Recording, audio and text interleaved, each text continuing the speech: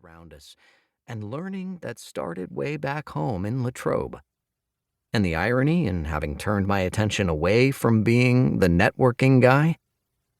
20 years after Never Eat Alone was published, I appreciate and embrace a through line in all my research and writing. That work today happens fluidly in networked teams, and the productivity of teams is powered by purposefully engineered relationships. Going back to the source. My old man was an unemployed steelworker whose family emigrated from Italy to find prosperity and ended up a victim of the steel industry crash that hit Pittsburgh, Pennsylvania, and all across the Rust Belt in the 1970s. As a kid, I would hear my father come home and bemoan at the dinner table about the practices that were going on in his workplace. His manager would literally tell him to slow down because he was making the boss look bad as he was outworking his peers and throwing off the measured piece rate by his work pace. If you look back at the newspaper headlines in the 70s, you would have seen stories about cheap foreign imports from Japan, and the accusation was that Japanese labor was flooding the American marketplace, allowing inappropriate competition. But really, something else was going on. Total Quality Management, TQM, was created by academics in the United States to expect more from frontline teams. Men like my father would work to drive outrageous results like 0 defects through empowered teams. But this new way of working was ignored by the arrogant steel industry, despite being adopted in Japanese factories to deliver less expensive and higher quality products.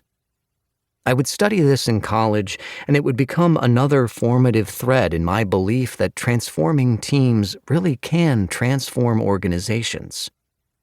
But as a kid, I'm sitting there hearing my dad lament everything that we were suffering. He was now unemployed, striving to make ends meet, taking any job possible. My mom had to go get a job as a cleaning lady, which she hated. But what was most important was at the age of 10, I committed to my dad that someday I would grow up, now you're going to laugh, to be governor of Pennsylvania and then president of the United States, and I would fix American manufacturing. What did I know? Everyone we knew was a blue-collar working family. I just reached as high as I could imagine to be in a position to change the economic state of families like ours.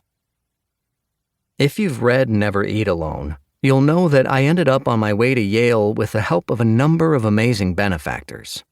There's no nepotism when you grow up in a family where no one went to college, unless you create your own nepotism through the caring network you nurture yourself.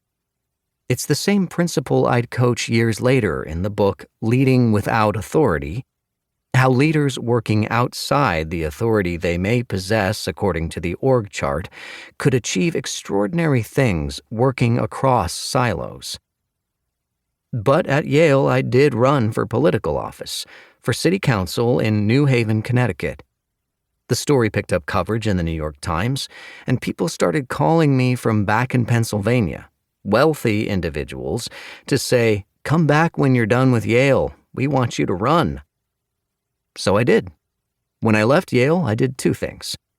While the prize job of the 80s was Wall Street, I was the only Yale grad to go to work in manufacturing as a leader in total quality management for a chemical company that sold into General Motors. I also found a congressional district I thought I could win. But something happened that threw a curveball at me. I fell in love with a fraternity brother. I bet you didn't see that coming. And neither did I, as a Christian from blue-collar Pennsylvania. And that was the end of my political aspirations. Back in those days, even Liberace was straight.